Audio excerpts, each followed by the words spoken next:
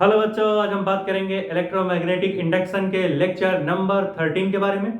और यहाँ पर हम लोग डिस्कस करेंगे advance numericals based on motional EMF. कहने का मतलब मोशनल ईएमएफ के ऊपर हम बहुत ही बढ़िया बढ़िया लेवल के न्यूमेरिकल्स को लगाएंगे यार।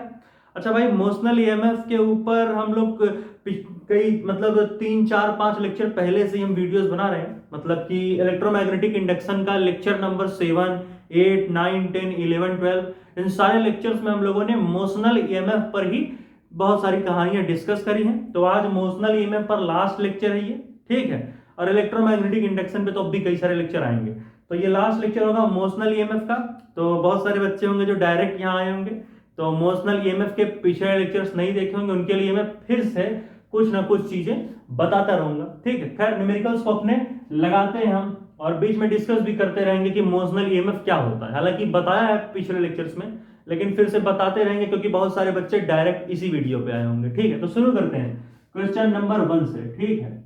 मान लेते हैं हमारे पास कोई एक सर्कुलर कॉइल दी गई है, मतलब एक सर्किल के फॉर्म में कॉइल हमको दिया गया है, ठीक है। एक सर्किल के फॉर्म में हमको जो है एक कॉइल को दिया गया है, ठीक है। तो हमने कहा चलो भाई बनाते हैं सर्किल के फॉर्म में कॉइल को, ठीक है। तो यहां पर हमने अपने कॉइल को पहले बनाना चाहा ऐसे, तो हम यहां पर आएंगे ऐसे जुम जुम जुम जुम जुम जुम जुम, ठीक है। तो ये हमारी बन गई कॉइल, ठीक है। ये हमारी बन गई कॉइल, ठीक है। ठीक है मेरे बच्चों, ये हमारी हो गई कॉइल, ठीक। अब हमने कहा कि जो हमारा सर्कुलर कॉइल बना है, इस सर्कुलर कॉइल के अराउंड हम मैग्नेटिक फील्ड लाइंस को बिछाएंगे, ठीक। ये जो हमारा सर्कुलर कॉइल बना है, ठीक है, ये जो हमारा खूबसूरत सा सर्कुलर कॉइल बना हुआ है, ठीक है। हमने कहा इस सर्कुलर कॉइल के अराउंड हमें मैग्नेटिक फील्ड लाइन बिछाएंगे और उस मैग्नेटिक फील्ड लाइन का डायरेक्शन अंदर की तरफ होगा। कहने का मतलब कई सारी हमने मैग्नेटिक फील्ड लाइंस बिछानी है इस सर्कुलर कॉइल के चारों तरफ, और मैग्नेटिक फील्ड लाइंस का जो मैग्नीट्यूड होगा वो कांस्टेंट होगा। मैग्नीट्यूड मतलब कि अगर शुरू में मैग्नेटिक फील्ड लाइंस का वैल्यू 10 टेस्ला था, तो कुछ समय बाद भी 10 टेस्ला ही रहेगा। टेस्ला यूनिट है मैग्नेटिक फील्ड मेजर करने का, ठीक। और हमने यहां पर बनाई ये वो मैग्नेटिक फील्ड लाइन। ये क्रॉस क्या शो कर रहा है पता है? ये क्रॉस दिखा रहा है मैग्नेटिक फील्ड लाइंस को। बेसिकली हम लोग पढ़े हैं कि क्रॉस किस मैग्नेटिक फील्ड को शो करता है, कि भाई जब मैग्नेटिक फील्ड लाइंस का डायरेक्शन अंदर की तरफ होता है तो उन मैग्नेटिक फील्ड लाइंस को हम क्रॉस से दिखाते हैं। मतलब कोई मैग्नेटिक फील्ड लाइन जा रही है और वो अंदर की तरफ जा रही है इनवर्ट्स, तो उसको हम क्रॉस से दिखाते हैं, ठीक है। तो इसी मैग्नेटिक फील्ड लाइन के अंदर हमारा सर्कुलर कॉइल बढ़िया से रखा गया है, ठीक है। यहां बना देते हैं एक लाइन डूंगा डूंगा, ठीक है, इस तरीके से यहां बनाते हैं। फिर हम पहले यहां लाइन ज्वाइन कर लेते हैं कुछ। इस सर्किल को ना 4 भाग में पहले डिवाइड कर लेते हैं बढ़िया से, ऐसे जुम जुम जुम जुम जुम जुम, ठीक है। हमने जो है सर्किल को बढ़िया से डिवाइड करने की सोची, ठीक है। ये यहां से यहां इसको हटाओ, यहां इसको थोड़ा ऊपर बनाते हैं, मैग्नेटिक फील्ड लाइन को थोड़ा ऊपर बनाओ भाई, कहानी सही रहेगी, ठीक है। जहां ऐसे जुम जुम, ठीक है। हाँ सुनो, फिर हम यहां से आए, मान लेते हैं ये हमारे सर्कुलर कॉइल का सेंटर है, ठीक है। ओ पॉइंट मान सकते हो, ठीक है। फिर यहां से हम आएंगे कुछ दूरी पर, ठीक है। ये हम मान लेते हैं हमारे इस सर्कुलर कॉइल का रेडियस है, तो इसको हम आर मान सकते हैं। ये भी सर्कुलर कॉइल का रेडियस है। भाई रेडियस क्या है? सेंटर से सरकमफ्रेंस को टच करे जो लाइन, भाई ये सरकमफ्रेंस है बाउंड्री, और ये सेंटर है, तो सेंटर से सरकमफ्रेंस तक जो लाइन जाती है वो रेडियस, तो ये भी रेडियस है आर, ये भी रेडियस है आर। और ऐसे ही यहां पर भी एक लाइन हम ज्वाइन कर लेंगे और इसको भी हम क्या बोल देंगे? इसको भी हम बोल देते हैं भैया ये हमारा है रेडियस, ठीक है। ये हमारी है रेडियस। अब भाई आगे की कहानी सुनो, ठीक सुनो। अब हमने जो है बढ़िया से बना लिया डायग्राम। अब हम इसे क्या करेंगे? अब हम इसको बढ़िया सी मैग्नेटिक फील्ड लाइन में रख देंगे। इस सर्कुलर कॉइल को मैग्नेटिक फील्ड लाइन के अंदर रखते हैं। तो हमने कहा चलो भाई ये रही मैग्नेटिक फील्ड लाइन है, फिर यहां पर एक मैग्नेटिक फील्ड लाइन, फिर यहां पर एक मैग्नेटिक फील्ड लाइन, यहां एक मैग्नेटिक, फिर ये थोड़ी सी, फिर ये हमने लाइन बनाई, फिर हमने लाइन बनाई, ठीक है। इस तरीके से ये हमारी मैग्नेटिक फील्ड लाइंस है, जिस मैग्नेटिक फील्ड के अंदर हमारा सर्कुलर कॉइल बढ़िया से प्रेजेंट है।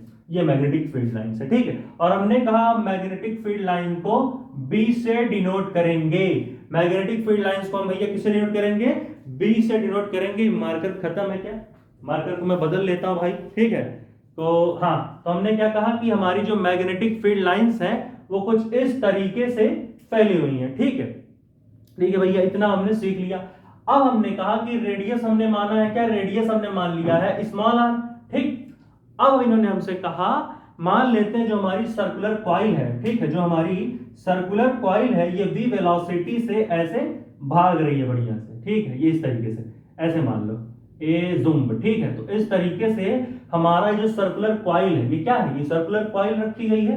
तो ये जो हमारी सर्कुलर कॉइल है, ठीक है, ये जो हमारी सर्कुलर कॉइल है, ठीक है, ये क्या कर रहा है, ये v वेलोसिटी से ऐसे यहां पर भागा जा रहा है बढ़िया से। ठीक है, v वेलोसिटी से ये बढ़िया से भाग रहा है एकदम।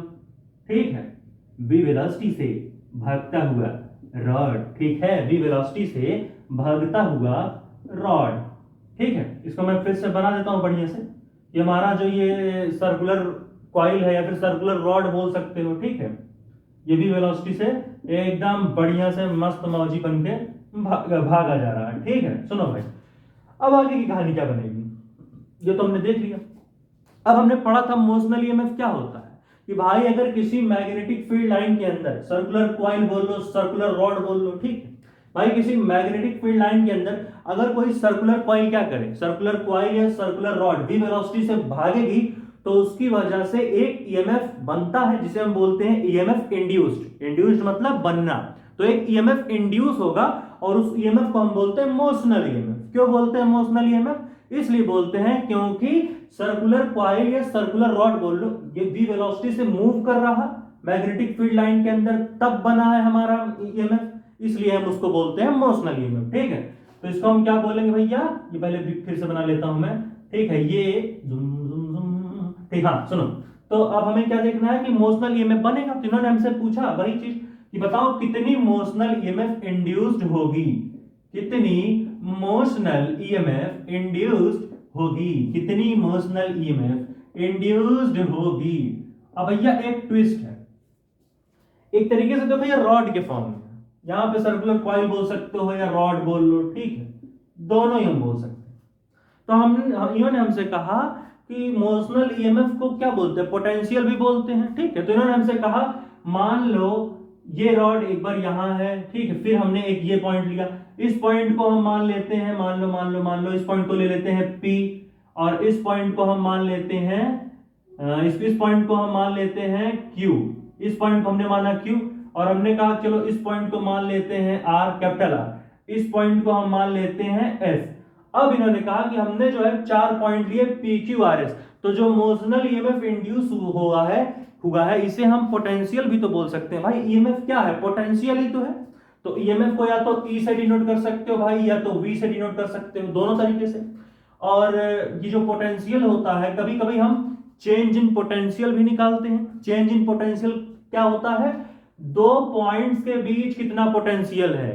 ठीक है, तो चेंज इन पोटेंशियल को हम VA माइनस VB, जैसे कि यहाँ 2 पॉइंट है, एक P पॉइंट है, यहाँ एक Q पॉइंट है, तो हम सब मान लेते हैं कि हमें VP माइनस VR पूछना है, बताना है, और मान लेते हैं हमें VP माइनस VQ पूछ लिया, ठीक है, और VQ माइनस VS पूछ लिया। मतलब दो पॉइंट्स के अक्रॉस, दो पॉइंट्स के बीच कितनी पोटेंशियल बन रही वो हमें बताना है। भाई वो मोशनल ईएमएफ ही तो कहलाएगा। ठीक है, अंतर क्या है मोशनल ईएमएफ और जो चेंज इन पोटेंशियल हो रहा है दोनों के बीच। सुनो, तो इन्होंने हमसे कहा क्या क्या हमको बताना है, पहले हमको बताना है VP माइनस VR। ठीक है, यानी कि पॉइंट P और पॉइंट R के बीच में कितना पोटेंशियल चेंज, मतलब कितना पोटेंशियल डिफरेंस है। ठीक है, हमें बताना है potential across the point P and point R। तो इन्होंने हमसे कहा बताओ भैया VP माइनस VR। फिर उन्होंने हमसे कहा कि भैया बताओ VQ माइनस VS। ये भी एक दो पॉइंट्स दिख रहे हैं, एक पॉइंट यहां, एक पॉइंट यहां, तो इन दोनों पॉइंट्स के अक्रॉस कितना पोटेंशियल इंड्यूस होगा, कितना ईएमएफ इंड्यूस होगा वो बताओ। तो उसको हम क्या लिख लेंगे, उसको हम लिख लेंगे VQ माइनस VS। तो हमें बताना है VQ माइनस VS, ये भी बताना है। और इन्होंने हमसे कहा कि भाई बताओ VP माइनस VQ, यहां पर भी मान लेते एक पॉइंट यहां, एक पॉइंट यहां, तो इन दोनों पॉइंट्स के क्रॉस कितना पोटेंशियल इंड्यूस होगा, कितनी ईएमएफ इंड्यूस होगी वो भी हमको बताना। तो हम क्या लिखेंगे VP minus we Q, VP minus we Q, ठीक है। और इन्होंने हमसे कहा लास्ट क्वेश्चन या फिर बाद में समझेंगे लास्ट वाला कि नेट ईएमएफ कितना इंड्यूस होगा, ठीक है। तो सबसे पहले हम वीपी माइनस वीआर निकालते हैं, ठीक है। सबसे पहले हम निकालेंगे वीपी माइनस वीआर, इस सबको हटाओ। सबसे पहली कहानी हम जो देखेंगे वो हमारी होगी वीपी माइनस वीआर कितना आएगा। तो भाई चलो शुरू करते हैं इस कहानी को कि कैसे आके हमारा वीपी माइनस वीआर निकलेगा, ठीक है।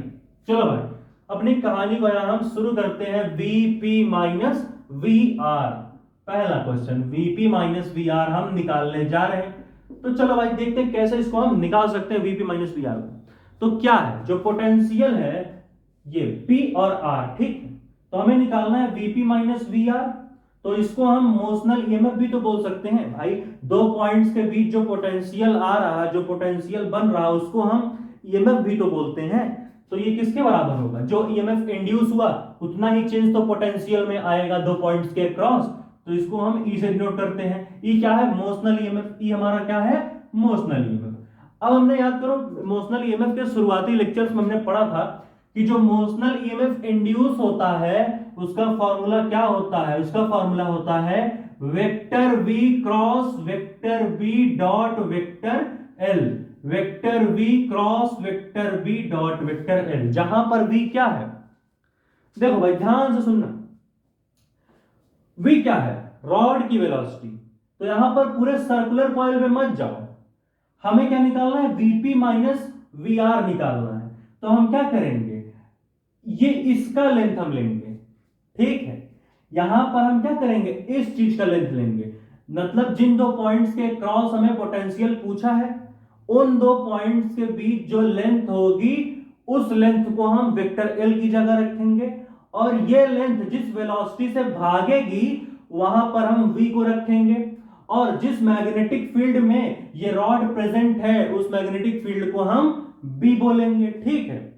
तो पूरी सर्कुलर कॉइल जो हमारी पूरी सर्कुलर कॉइल है ये किस वेलोसिटी से भाग रही है? पूरी की पूरी सर्कुलर कॉइल v वेलोसिटी से ऐसे भाग रही है। तो ये वाली जो रॉड हम लेंगे ये भी v वेलोसिटी से ऐसे ही तो भागेगी, ऐसे। ये जो हमारी ये वाली रॉड है ये यहां से यहां तक की, ये किस वेलोसिटी से भागेगी? v वेलोसिटी से, ठीक है। समझ रहे हो कि नहीं?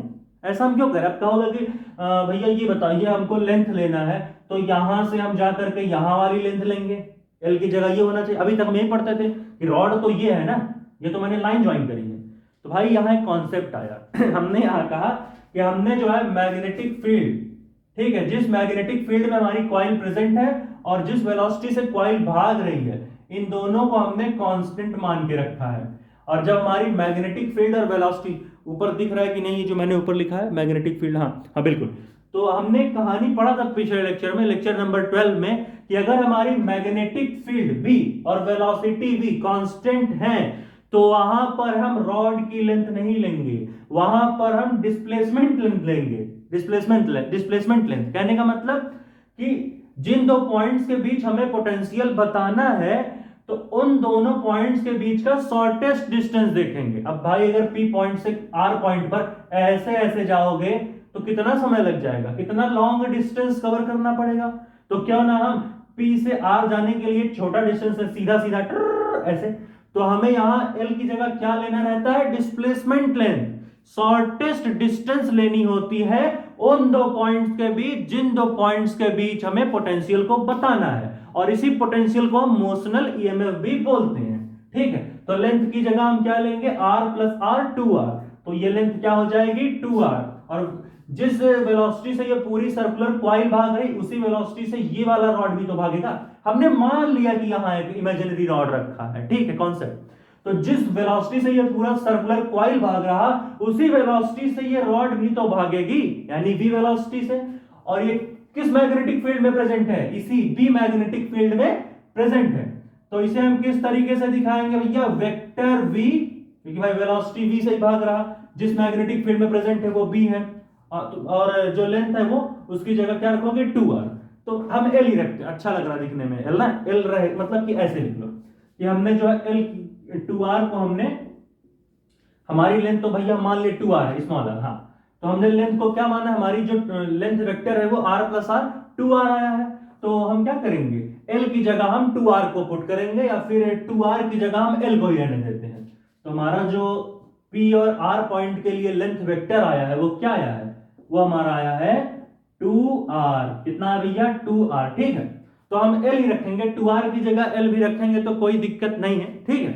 हमने मान लिया कि इस हमारे लेंथ वेक्टर की वैल्यू अभी 2r है, तो लेंथ वेक्टर की जगह L भी रख सकते हो या 2r आपका मन, ठीक, हम L रखेंगे, ठीक। चलो आगे कहानी को हम देखते हैं, सुनो। हाँ भाई चलो, तो ये किसका है, ये मान लेते हैं EMF 1, किसकी वजह से, रॉड PR की वजह से, ठीक है। जो हमारा PR वाला रॉड है उसकी वजह से, VP माइनस VR, ठीक है। तो इसकी वजह से जो EMF इंड्यूस होगी इस वाले रॉड की वजह से, उसको हम E1 मान लेते हैं, ठीक है। चलो अब सुनो, वेक्टर V क्रॉस B का मतलब क्या है, क्रॉस प्रोडक्ट लेना है। तो क्रॉस प्रोडक्ट में हम क्या करते हैं भाई, VB साइन थीटा आता है, बीच में क्रॉस का साइन है, तो क्रॉस प्रोडक्ट में क्या आता है, VB साइन थीटा। तो यहां हम रखेंगे VB sine theta dot vector L, ठीक है। अब सुनो, ये थीटा क्या होता है, ये थीटा क्या होता है, V वेलोसिटी और B मैग्नेटिक फील्ड के बीच का एंगल, यानी कि थीटा क्या है, वेलोसिटी और मैग्नेटिक फील्ड के बीच का एंगल। तो अगर हम यहां ध्यान से देखें तो वेलोसिटी किस डायरेक्शन में है, तो इस रॉड की वेलोसिटी कैसे, ये वाली रॉड ऐसे ऐसे, हमने इमेजिनरी रॉड मान के रखा है, हमें शॉर्टेस्ट डिस्टेंस देखना था ना, यहां से यहां जाते तो इन दोनों पॉइंट्स के बीच का शॉर्टेस्ट डिस्टेंस ये थोड़ी ना बनेगा, यहां से आ जाओ शॉर्टेस्ट डिस्टेंस, तो हमने इमेजिनरी रॉड मानी।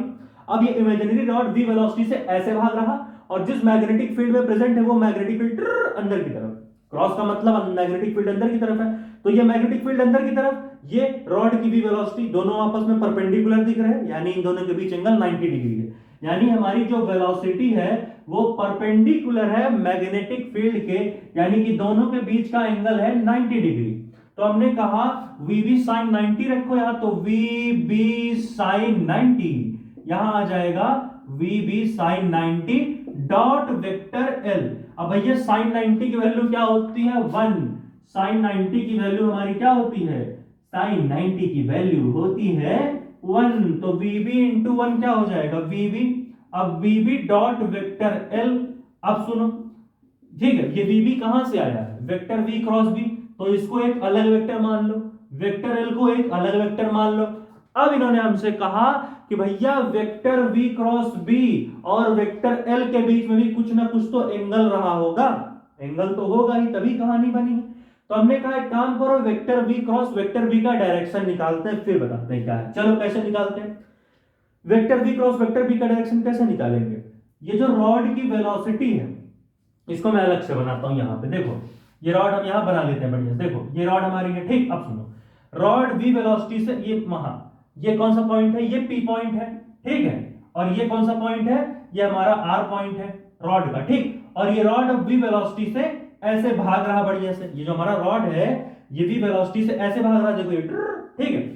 अब हमने कहा कि हाँ V वेलोसिटी से भाग रहा और जिस मैग्नेटिक फील्ड में प्रेजेंट है वो मैग्नेटिक फील्ड अंदर की तरफ है, जिसको हम क्रॉस से दिखाएंगे, तो ये रॉड जो है इस मैग्नेटिक फील्ड के अंदर बढ़िया से रखा हुआ है, ठीक है। अब सुनो, ये हमारी क्या है, ये मैग्नेटिक फील्ड है, ठीक, और ये भी वेलोसिटी ऐसे, मैग्नेटिक फील्ड ये क्रॉस का मतलब ये ऐसे नहीं है, क्रॉस का मतलब मैग्नेटिक फील्ड अंदर की तरफ है।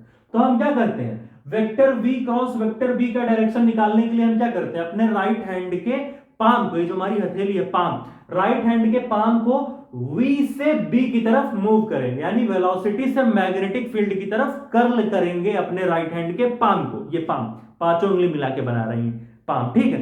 तो V ऐसे है, B ऐसे है, यानी वेलोसिटी ऐसे, मैग्नेटिक फील्ड ऐसे, तो वेलोसिटी से मैग्नेटिक फील्ड की तरफ राइट हैंड के पाम को करो कर्ल, और देखो थंब किधर जा रहा, जिस तरफ थंब जाएगा वही डायरेक्शन होगा vector V cross vector B का, वेलोसिटी ऐसे मैग्नेटिक फील्ड ऐसे, तो V से B की तरफ मूव किया पाम को, थंब आया ऊपर की तरफ, यानी vector V cross vector B होगा हमारा ऊपर की तरफ, जो हमारा vector V cross vector B होगा वो ऊपर की तरफ होगा। मैं इसको यहां बनाऊं क्या, यहां नहीं बन पाएगा सही से, ये इरेज करूं, समझ तो गए सर्कुलर कॉइल है, ठीक, हटा दें, यहीं पर डायग्राम बना लेते हैं अच्छे से, ठीक है, यहां बन जाएगा ना, यहां दिक्कत हो रही। चलो तो इस डायग्राम को मैं थोड़ा भैया इधर बनाता हूं ताकि चीजें आसान हो। सुनो देखो, ये हमारी रॉड थी, ठीक है, कहां बनाए, यहां, यहां बनाते हैं, यहां सुनो, हाँ ये हमारी रॉड थी, ठीक है।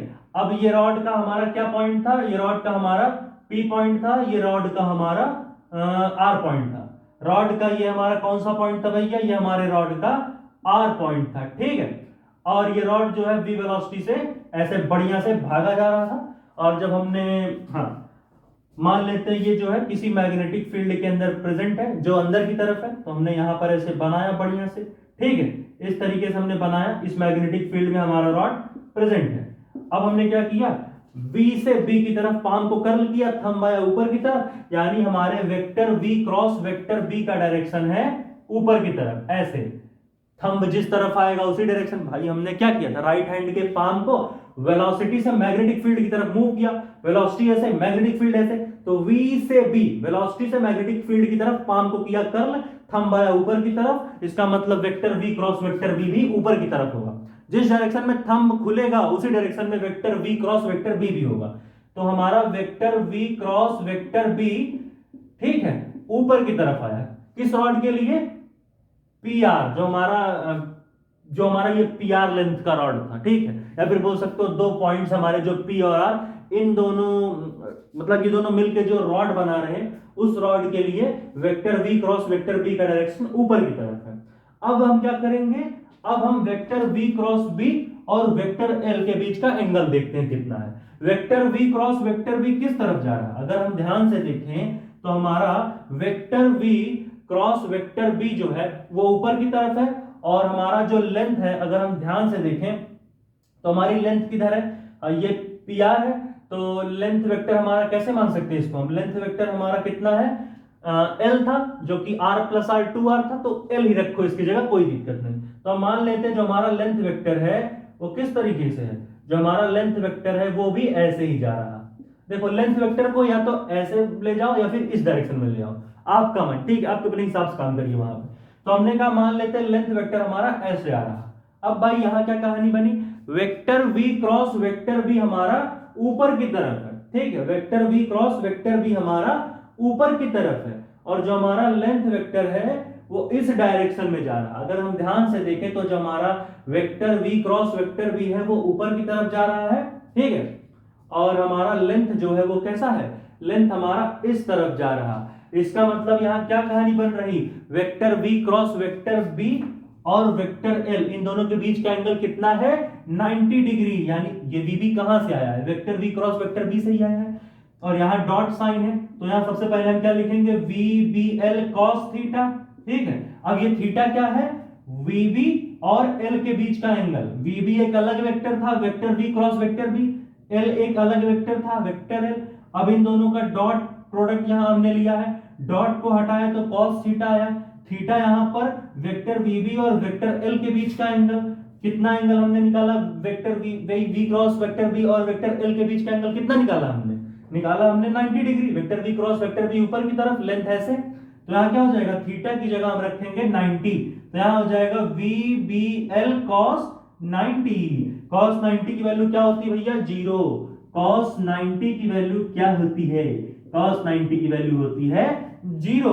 तो यहां पर हम क्या लिख सकते हैं, VBL into 0 is equal to 0, यानी जो यहां पर EMF इंड्यूस होगी, समझ रहे भाई, जो EMF यहां पर इंड्यूस हो रही वो कितनी EMF इंड्यूस होगी, 0, यानी हमारे E1 का वैल्यू 0 होगा।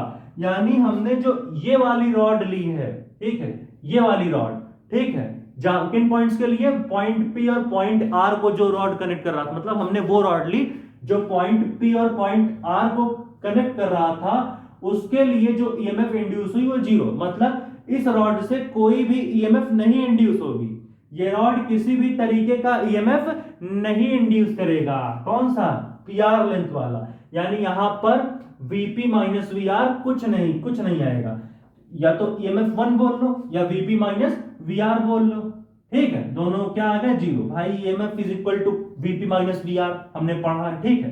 तो इस तरीके से E1 हमारा 0 आ गया, इस लेंथ के लिए हमारी E1 कितनी आ गई, चलो यहां मत लिखो, दिक्कत हो जाएगी, ठीक, चलो ये हमारा जो E1 था वो कितना आ गया, 0, VP माइनस VR हमारा आ गया 0। तो भाई इसको नोट करो, हम देखते हैं VP माइनस VR हो गया, अब हम देखते हैं VQ माइनस VS को हम देखते हैं, चलो हो गया क्या। अच्छा, इसको एक और शॉर्टकट भी तरीका था, देखो एक तरीके से वेलोसिटी ऐसे जा रही, इस वाले रॉड की वेलोसिटी ऐसे जा रही और लेंथ वेक्टर भी ऐसे जा रहा, तो इसको शॉर्टकट तरीके से भी कर सकते थे क्या, कि जब वेलोसिटी और लेंथ वेक्टर आपस में पैरेलल हो, जब दोनों एक ही डायरेक्शन में जाते हैं, तो वहां पर मोशनल ईएमएफ हमेशा जीरो ही बन के आता है। ये भी शॉर्ट ट्रिक था भाई। जब वेलोसिटी जो है, वेलोसिटी जब पैरेलल हो जाए लेंथ वेक्टर के, ठीक है, उस केस में ईएमएफ जीरो ही आता है। ठीक है, चलो भाई नोट करो इसे। तो हम रॉड नंबर QS के लिए देखते हैं, ठीक है, यानी Q और S पॉइंट के बीच का पोटेंशियल पता करते हैं। VP माइनस VR तो निकल गया, नोट करो भाई, मैं हटाऊं। इसके बाद जल्दी से हम अपने VQ माइनस VS को देखते हैं। हो गया भाई, 1 2 3 4 पास करके नोट करो। हो गया, हटा दे भैया, पक्का हटाने जा रहा हूं, ठीक है। चलो तो अब हम देखते हैं VQ माइनस VS। हमने VP माइनस VR को निकाल लिया, जो कि हमने इवन माना था। चलो भाई हम देखते हैं VQ माइनस VS के लिए आखिर क्या कहानी बनेगी। ठीक है, चलो भैया VQ माइनस VS के लिए क्या कहानी बनेगी उसको हम देखेंगे कि आखिर क्या क्या कहानियां यहां बन सकती हैं VQ माइनस VS के लिए। समझ रहे हो कि नहीं? सारे कॉन्सेप्ट्स को समझोगे भाई, तभी सारी कहानी यहां क्लियर होगी, नहीं ऐसे ही कंफ्यूज रहोगे। चलो भैया आगे की कहानी को देखते हैं। ये तो हमने निकाल लिया, अब हमको पता करना है VQ माइनस VS। ठीक है, हमें क्या पता करना है? VQ माइनस VS, इसको हम E2 मान लेते हैं। ठीक है, अब देखते हैं ये कितना आएगा। वैसे इसका भी शॉर्ट ट्रिक है, लेकिन मैं सॉल्व करूंगा। चलो भाई मान लेते हैं कि जो मोशनल ईएमएफ जो इंड्यूस हुआ है उसका फॉर्मूला क्या होता है भाई? Vector V cross vector B dot vector L derive किया है मैंने पिछले लेक्चर्स में। ठीक है, तो हमारा मोशनल ईएमएफ का क्या वैल्यू होगा? Vector V cross vector B dot vector L। ठीक है, अब फिर से हमें क्या करना है? अब ये काम करो कि Q से S तक आओ, ऐसे ये लेंथ लो। अब इतना लंबा कौन जाएगा भैया? हमें क्या देखना है? जिन दो पॉइंट्स के बीच का पोटेंशियल निकाल रहे हैं, उन दो पॉइंट्स के बीच का शॉर्टेस्ट डिस्टेंस हमको लेना है। तो हम क्या करेंगे? यहां से यहां जाना पसंद करेंगे कि यहां से यहां? ये शॉर्टेस्ट डिस्टेंस होगा, तो हम डिस्प्लेसमेंट लेंथ लेंगे। हम सर्कुलर रॉड की यहां से यहां तक की लेंथ नहीं लेंगे, हम शॉर्टेस्ट डिस्टेंस लेंगे उन दो पॉइंट्स के बीच में, जिन दो पॉइंट्स के बीच में हमें पोटेंशियल निकालना है या फिर मोशनल ईएमएफ निकालना है। तो इसका भी वही वैल्यू होगा 2R, R plus R 2R। ठीक है, चलो भैया, और किस वेलोसिटी से ये रॉड भाग रहा है? ये भी वेलोसिटी से भाग रहा है। ऐसे रॉड को मैं यहां बना लेता हूं अच्छे से। देखो ये रॉड है हमारा, ये रॉड हमारा जो है, अगर ध्यान से देखो तो ये v वेलोसिटी से ऐसे बढ़िया से भागा रहा, और जिस मैग्नेटिक फील्ड में प्रेजेंट है बना रहा हो। पहले सुनो, देखो तो हमारा E2 का क्या वैल्यू होगा? v वेलोसिटी से ऐसे भागा आ रहा, तो v लिख लो। b मैग्नेटिक फील्ड में मान लो प्रेजेंट है ये क्रॉस। ठीक है, तो हमने कहा चलो भाई जिस मैग्नेटिक फील्ड में प्रेजेंट है वो भी हमने ले लिया। अच्छा लिया तो है, क्या लिखे यहाँ? ठीक, चलो तो ये हमने हमारा B हो गया जिस मैग्नेटिक फील्ड में रखा है। और L क्या है? डिस्प्लेसमेंट लेंथ, ये वाली है डिस्प्लेसमेंट लेंथ। ये क्या है? Q पॉइंट है, और ये क्या है? S पॉइंट है, यानी हमें VQ माइनस VS निकालना है। ठीक है, तो यही हमारा डिस्प्लेसमेंट लेंथ है, जिसको हम L मान ले या फिर R प्लस R 2R, तो ऐसे L मान लो, ऐसे रखे रहो अभी। ठीक है, सुनो, ये लेंथ वेक्टर हो गया, ये मैग्नेटिक फील्ड हो गई हमारी। ठीक है, अंदर की तरफ, ये एरो ऊपर की तरफ मत समझो, मतलब जो हमारी मैग्नेटिक फील्ड है उसको दिखाने के लिए हम क्रॉस बनाए हैं, और ये मैग्नेटिक फील्ड अंदर की तरफ है। ठीक है, तो हमने कहा ये रॉड v वेलोसिटी से ऐसे भाग रहा, और इस रॉड का लेंथ वेक्टर L है, और ये रॉड जिस मैग्नेटिक फील्ड में प्रेजेंट है उस मैग्नेटिक फील्ड को हमने B मानकर रखा हुआ है। ठीक है, अब हमने कहा चलो भाई आगे की कहानी को देखते हैं। सबसे पहले हम देखते हैं वेलोसिटी और मैग्नेटिक फील्ड के बीच का एंगल। वेलोसिटी किधर है रॉड की? ऐसे जा रही है, रॉड की वेलोसिटी ऐसे है। ये नीचे वाला S दिख रहा है कि नहीं भाई? S दिख रहा है कि नहीं? पता नहीं S दिख भी रहा होगा कि नहीं। खैर मैं थोड़ा ऊपर बना दूं क्या इसे? S दिख रहा है क्या? कैसे बताओ? चलो फिर से बनाता हूं इसे, फिर से मैं इसको थोड़ा बना देता हूं ताकि भाई दिखता रहने कोई फायदा रहेगा नहीं। ठीक है, चलो भैया यहाँ थोड़ा ऊपर बनाता हूँ ऐसे। इस क्रॉस को मैं थोड़ा कोने में कर देता हूं ताकि बिल्कुल कंफ्यूजन ना। हाँ चलो यहाँ देखो, ये रहा हमारा रॉड। ठीक है, ये हमारा था Q पॉइंट, और ये हमारा था S पॉइंट, और ये रॉड v वेलोसिटी से ऐसे बढ़िया भाग रहा था। इस मैग्नेटिक फील्ड में ये प्रेजेंट है, और इस मैग्नेटिक फील्ड को हम क्या बोल रहे हैं?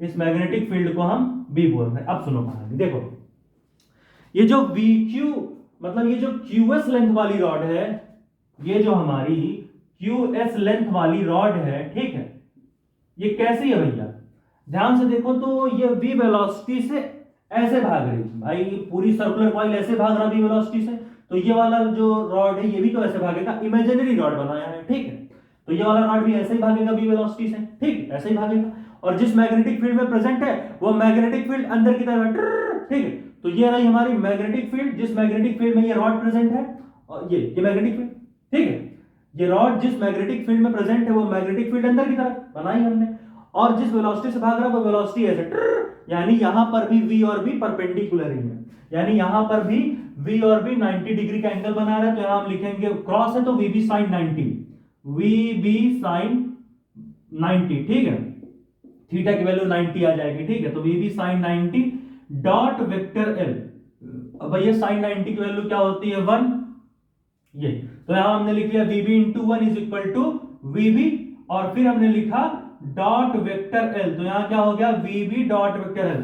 अब हम देखेंगे वेक्टर v क्रॉस b और वेक्टर l के बीच का एंगल, तो सबसे पहले हम vector v cross vector b का डायरेक्शन निकाल लेते हैं, vector v cross vector b को हम एक अलग वेक्टर मान के बैठे हैं, ठीक है, अब हम देखते हैं vector v cross vector b का डायरेक्शन क्या है, तो राइट हैंड की पाम उठाओ और राइट हैंड के पाम को v से b की तरफ मूव करो, और देखो थंब किधर ओपन हो रहा, जिस तरफ थंब ओपन होगा उसी तरफ vector v cross vector b का डायरेक्शन होगा, तो v ऐसे है b ऐसे है, वेलोसिटी ऐसे, मैग्नेटिक फील्ड ऐसे, तो v से b की तरफ पाम को किया कर्ल, v से b की तरफ पाम को किया कर्ल, थंब आया ऊपर की तरफ, यानी vector v cross vector b का डायरेक्शन ऊपर की तरफ है, vector v cross vector b का डायरेक्शन ऊपर की तरफ है।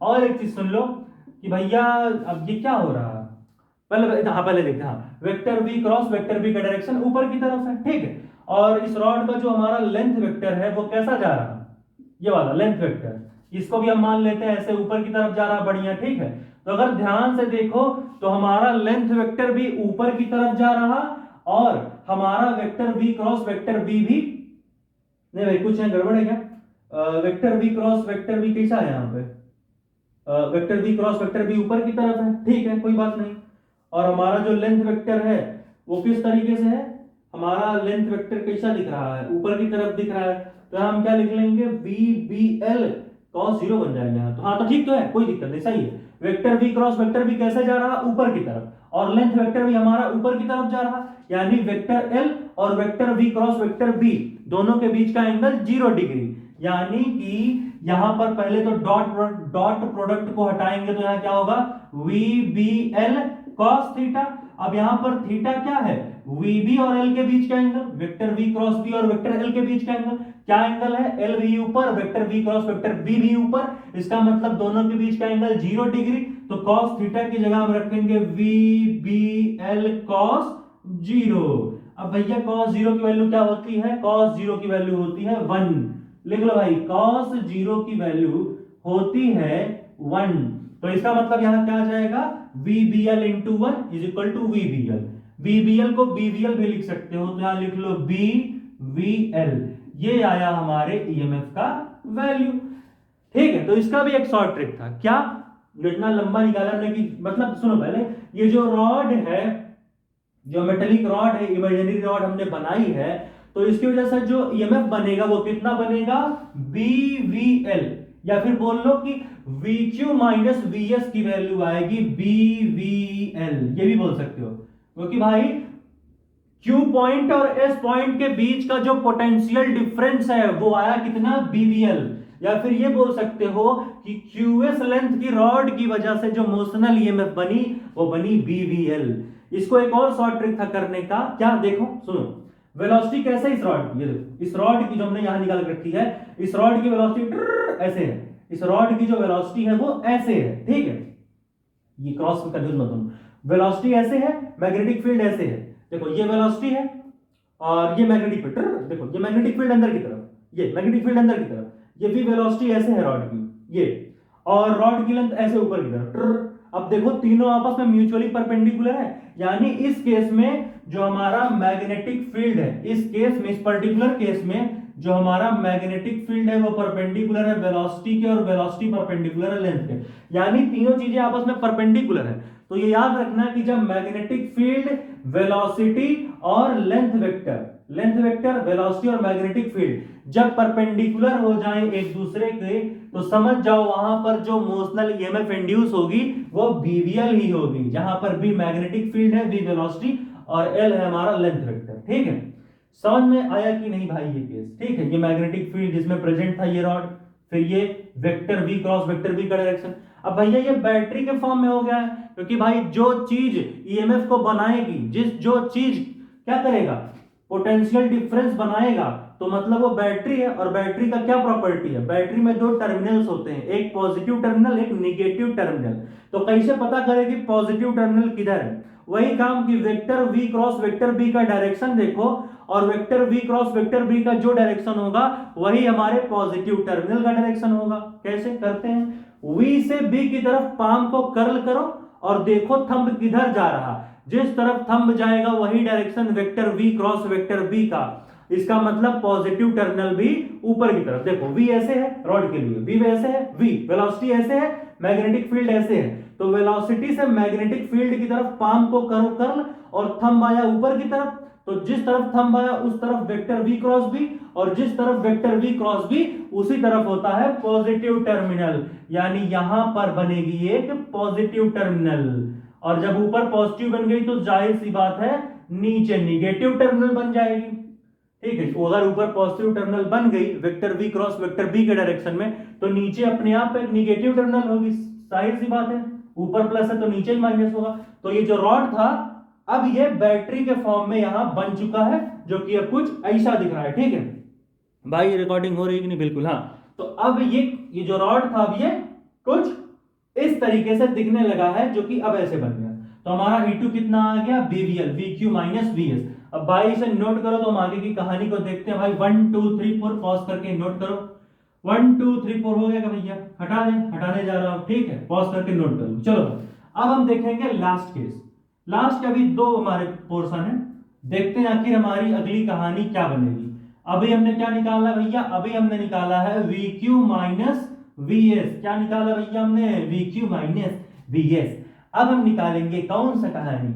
अभी जो हमने निकाला क्या? VQ minus VS। अब हम निकालेंगे VP माइनस VQ।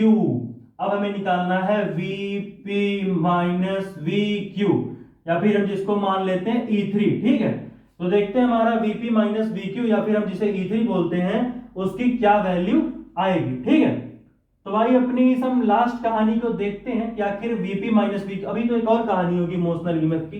ठीक है, चलो भाई, तो हमें पता करना है भैया VP माइनस VQ कितना आएगा। हमें क्या पता करना है? VP माइनस VQ कितना आएगा। तो ठीक है, फिर से वही फॉर्मूला भाई, क्या होगा? जो ईएमएफ इंड्यूस होगा उसका क्या वैल्यू होगा? Vector V cross vector B dot vector L। यही वैल्यू तो होगी भैया, और क्या वैल्यू होगी? ठीक है, तो वेक्टर L और क्या ही वैल्यू हो जाएगी। ठीक है, यहां पर क्या डिस्प्लेसमेंट लेंथ लेंगे? यहां से यहां जाओ, इतना लंबा कौन जाए? मस्त एकदम क्या करो, बढ़िया से ऐसे जाओ। बताते हैं, सुनो कैसे जाओ ना, एकदम बढ़िया तरीका। देखो कुछ इस तरीके से, ए ऐसे जाओ। देखो ये वाली लेंथ लो, खुश रहोगे। देखो ऐसे, ठीक है, ए जूम। ठीक है, ये वाली लेंथ लो, सबसे बढ़िया।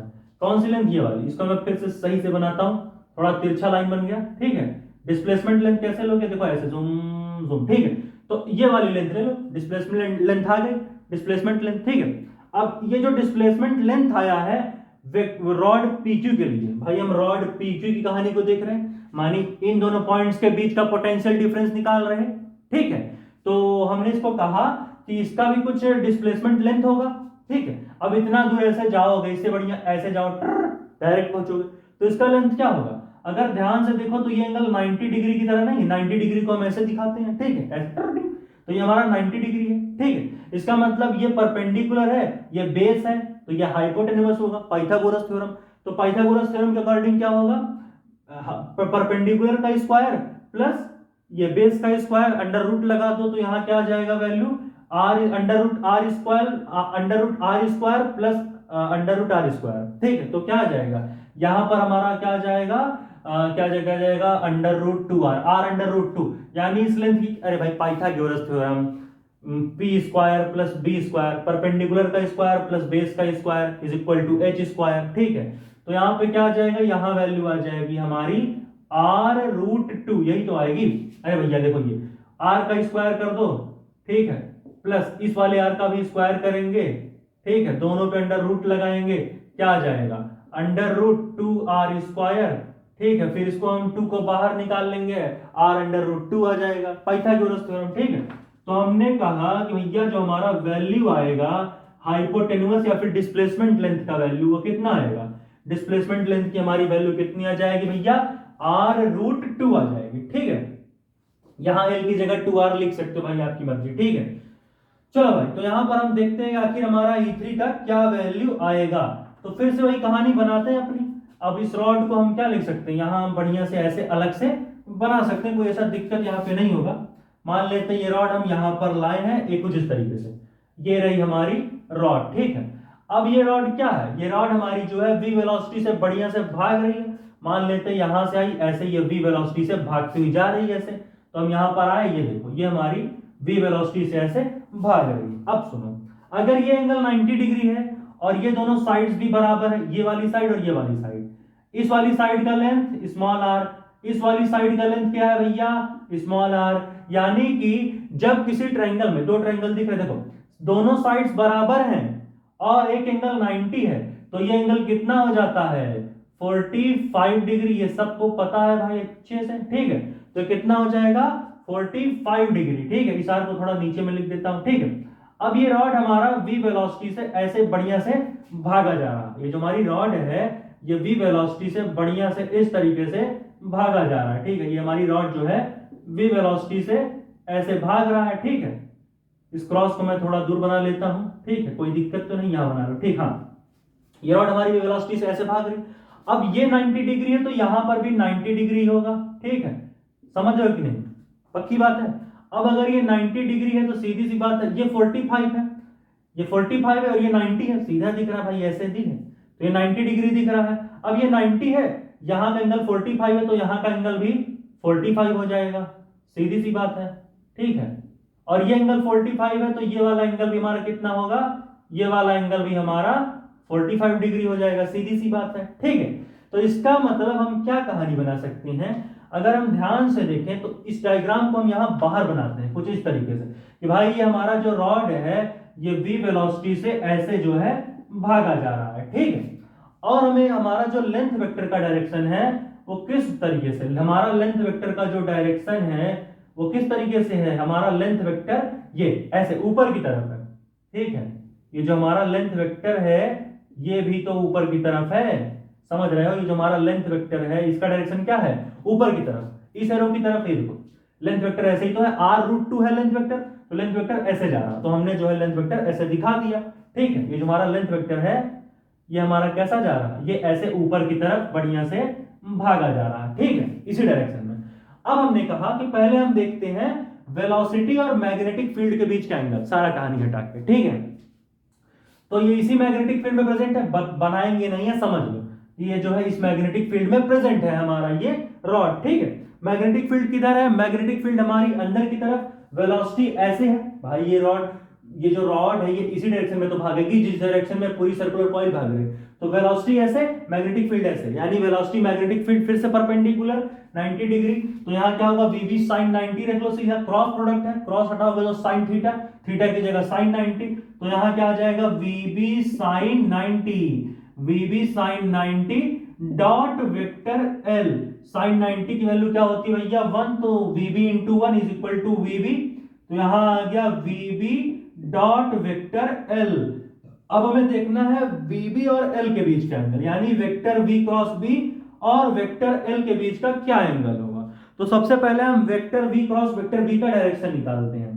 कैसे निकालते हैं, राइट हैंड की पाम को वेलोसिटी से मैग्नेटिक फील्ड की तरफ कर्ल करो, राइट हैंड की पाम को वेलोसिटी से मैग्नेटिक फील्ड की तरफ कर्ल करो। वेलोसिटी कैसे है, ऐसे है, मैग्नेटिक फील्ड ऐसे ही है, क्रॉस है मैग्नेटिक फील्ड, इसी मैग्नेटिक फील्ड में ही प्रेजेंट है।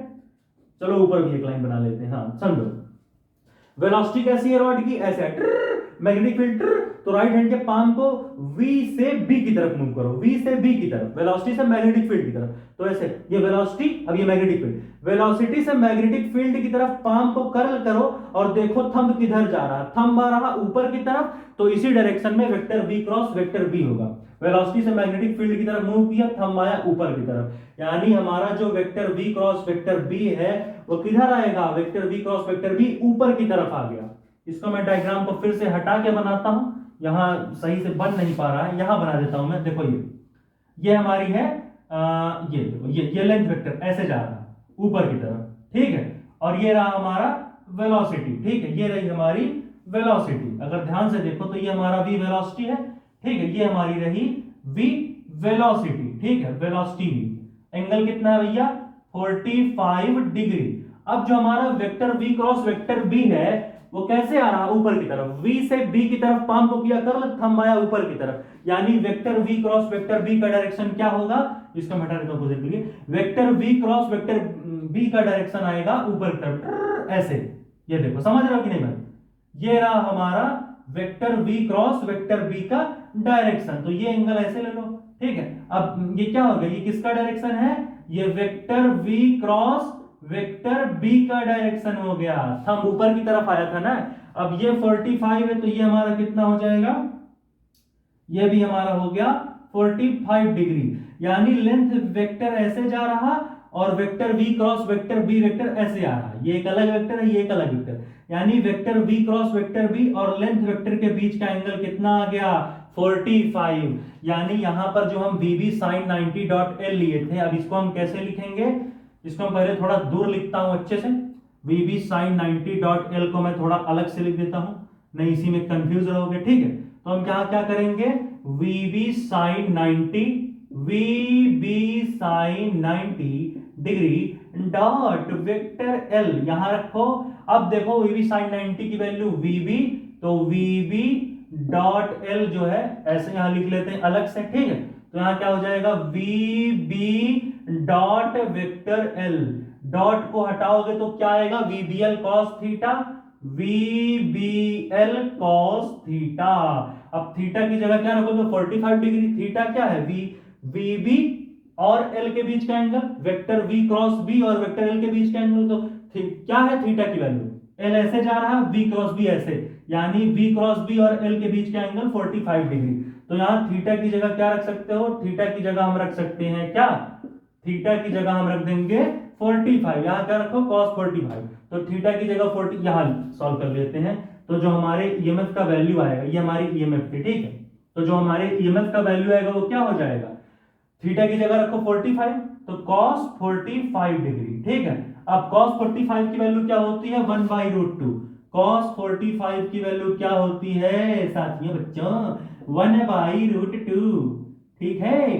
तो यहां पर क्या हो जाएगा, VBL को BVL लिखो ज्यादा अच्छा लगेगा, BVL इंटू cos 45 की जगह 1/√2, तो 1 into BVL is equal to BVL, तो इसे ऐसे भी लिख सकते हो BVL/√2, क्या लिख सकते हो, BVL/√2। मैं थोड़ा लाइन बना देता हूं बढ़िया से, ठीक है। इस ईएमएफ को थोड़ा मैं इधर लिखता हूं ऐसे, देखो ये ईएमएफ था ना, ये देखो ये कितना आ गया, हमारे ईएमएफ का वैल्यू कितना आ गया, इसको हमने थोड़ा यहां सॉल्व किया, ठीक है। हमारे ईएमएफ की वैल्यू आ गई BVL/√2, यहां क्या लिखोगे भैया, √2, वेरी सॉरी, √2, ठीक है। तो हमारे ईएमएफ यानी E3, यानी हमारा जो ये PQ लेंथ वाला रॉड था, जो हमने इमेजिनरी रॉड माना, तो इस रॉड के इन दोनों पॉइंट्स के बीच का पोटेंशियल क्या हो जाएगा, BVL/√2, BVL/√2 आएगा, क्या आएगा भैया, BVL/√2, BVL/√2, VP minus VQ की वैल्यू आ गई, यानी इन दोनों पॉइंट्स के बीच का जो पोटेंशियल है वो कितना आ गया, BVL/√2। अब देख लेते हैं जो हमारी ये बैटरी बनेगी, ठीक है, जो हमारी ये हमारा रॉड है, तो ये रॉड क्या है, अब ये रॉड जो है कैसा है भैया, ये रॉड हमारा बैटरी के फॉर्म में आ गया, क्योंकि कुछ ना कुछ ईएमएफ बना रहा, तो इस जो ईएमएफ बना रहा है तो इसका मतलब एक बैटरी है अब अराउंड, और बैटरी में क्या होता है, पॉजिटिव टर्मिनल एक निगेटिव टर्मिनल। तो पॉजिटिव टर्मिनल किस तरफ होती है, जो direction vector v cross vector b को होगा, b का होगा, जो direction vector v cross vector b का होगा उसी डायरेक्शन में पॉजिटिव टर्मिनल होगा। तो vector v cross vector b का डायरेक्शन कैसे निकालते हैं, राइट हैंड का पाम v से b की तरफ मूव करो, वेलोसिटी ऐसे है, मैग्नेटिक फील्ड अंदर की तरफ है, कि जिस मैग्नेटिक फील्ड में प्रेजेंट था वो ऐसे ही तो है।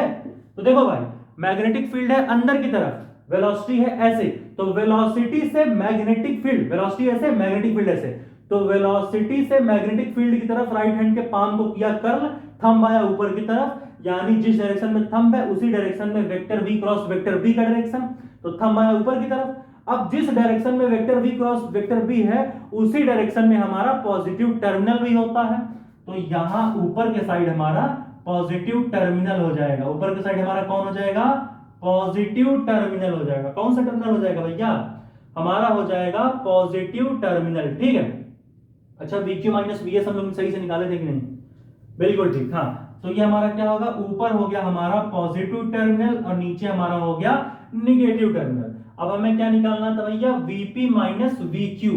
तो भाई एक काम सुनोगे, यहां पर माइनस BVL होगा, क्यों हमने माइनस बोला, अब देखो यहां पर आएगा माइनस BVL बाई रूट 2, क्यों, क्योंकि हमने VP माइनस VQ निकाला, ये P है और ये पॉइंट हमारा Q है, ठीक है, ये हमारा, फिर से बना लो इसी में अच्छे से, ठीक है। सुनो ये हमारा कौन सा पॉइंट है, ये हमारा Q पॉइंट है। देखो हमने क्या निकाला, VP माइनस VQ, तो हमने P से Q की तरफ पोटेंशियल निकाला, तो पॉइंट P की तरफ कौन सा टर्मिनल है, निगेटिव टर्मिनल।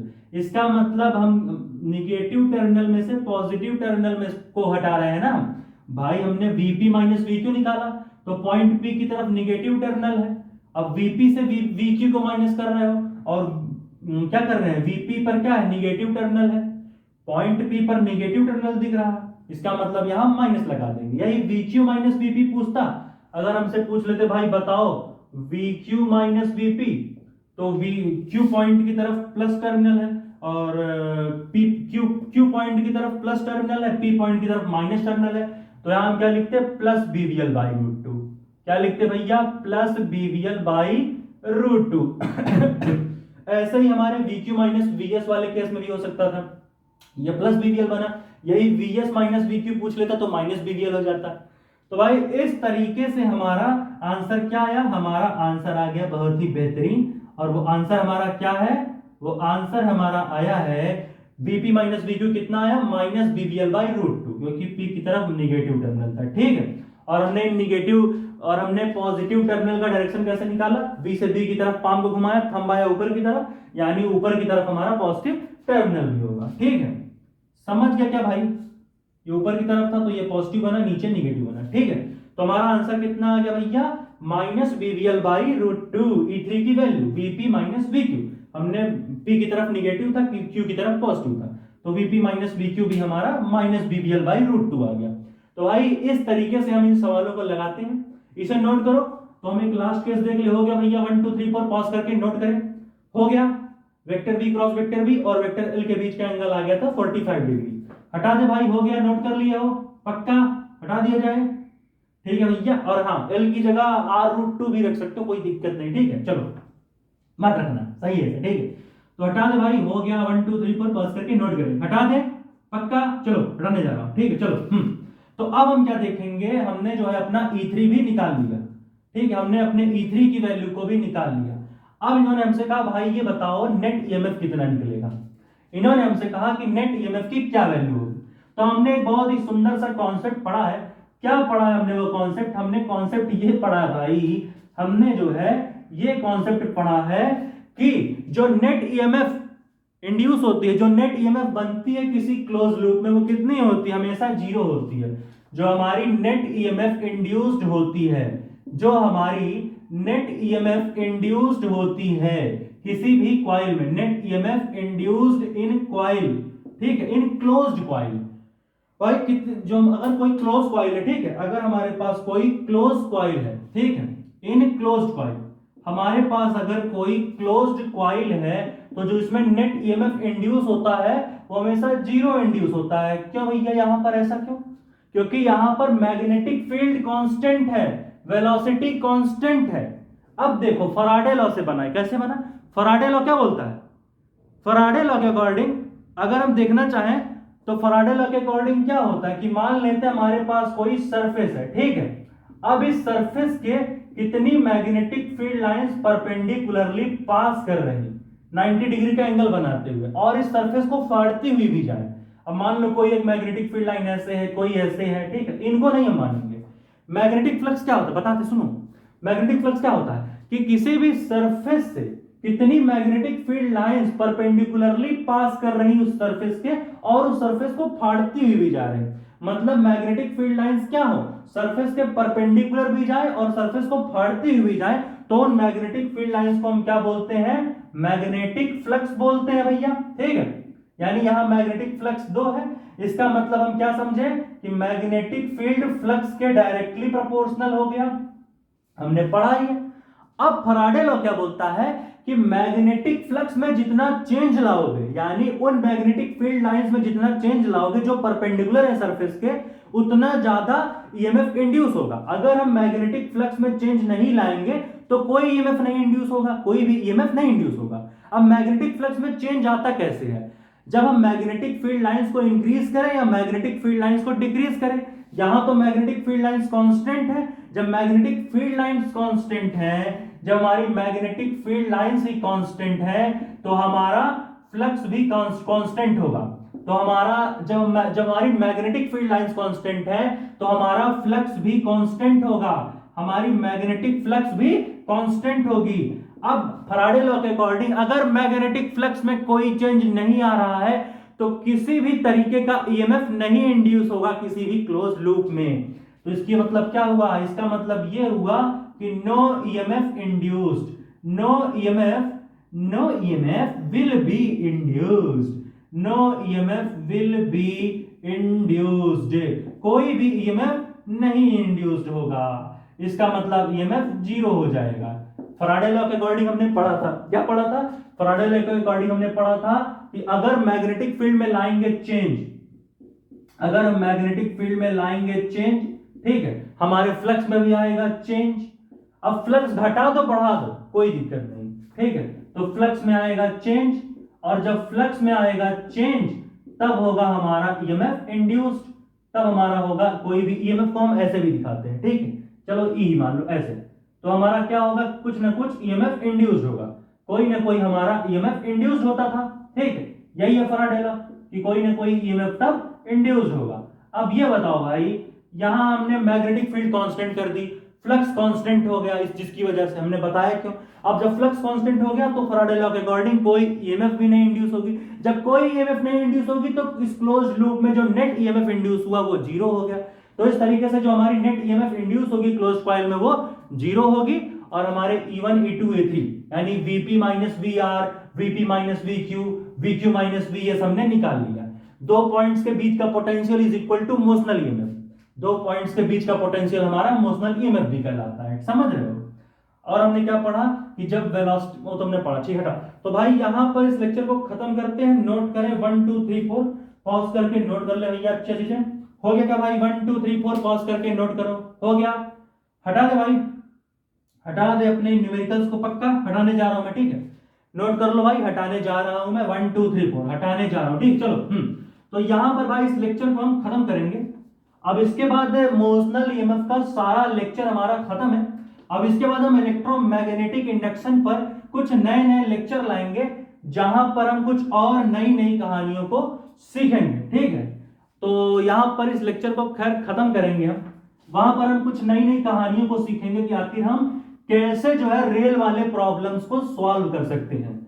अभी क्या होगा ना, इसके बाद हम रेल वाले प्रॉब्लम्स देखेंगे कि भाई हम कोई रॉड लेंगे, रॉड के ऊपर हम कोई रेल बनाएंगे और उस रेल के ऊपर हम कई सारे ईएमएफ जो इंड्यूस होंगे उनकी वैल्यूज को निकालेंगे। तो ये तो अभी शुरुआत है, यहाँ मोशनल ईएमएफ खत्म हुआ है, इसके बाद एक नया लेक्चर आएगा, वहां पर हम और नई नई कहानियों को देखेंगे, ठीक है। तो बहुत सारी यहाँ कहानियां होंगी, ऐसा कोई दिक्कत लेने का बात नहीं। और ये सारे कॉन्सेप्ट समझो कि नहीं सही से, कि भाई हमारा बीवीएल कैसे आया, हमारा ये एल लेंथ कैसे निकला, हमने ये एंगल्स के साथ कैसे खेला, ठीक है, कैसे हमने जो है vector v cross vector b और वेक्टर l के बीच का एंगल हमने 45 कैसे पाया। समझ में आया कि नहीं ये सब, कि किस तरीके से हम एंगल्स की कहानी को यहां पर बना रहे थे। क्योंकि भाई अगर नहीं समझोगे तो यहां दिक्कत होगा। समझना यहां बहुत जरूरी है चीजों को, बिना समझे यहां पर कोई भी सवाल जो है सॉल्व नहीं होने वाला है। तो समझना भाई यहां बहुत जरूरी है। और क्रॉस का मतलब क्या था, क्रॉस का मतलब था हमारा कि जो हमारी मैग्नेटिक फील्ड है, जो हमारी मैग्नेटिक फील्ड है वो अंदर की तरफ है। क्रॉस का मतलब यहां क्या था कि जो हमारी मैग्नेटिक फील्ड है वो अंदर की तरफ है, और जो हमारी वेलोसिटी मैग्नेटिक फील्ड के परपेंडिकुलर थी, जब हमारी वेलोसिटी जो है मैग्नेटिक फील्ड के परपेंडिकुलर थी, वहां पर क्या हुआ था, वीवी साइन 90 हमने लगाया था। और वीवी साइन 90 का मतलब क्या होता है, वीवी साइन 90 का मतलब क्या होता है भैया कि साइन 90 की वैल्यू 1, तो VV into sine 90 is equal to VV into 1, और वीवी इंटू 1 जब हम सॉल्व करेंगे तो वो वीवी आता है। तो यहां पर भाई इस लेक्चर को खत्म करते हैं। इसके बाद एक नया लेक्चर आएगा जहां पर हम रियल प्रॉब्लम्स को सॉल्व करेंगे। तब तक के लिए पढ़ाई करते रहें। All the very best. अगला लेक्चर हम बहुत ही जल्द आएंगे। भैया लेंस लो अभी तो कवर करा।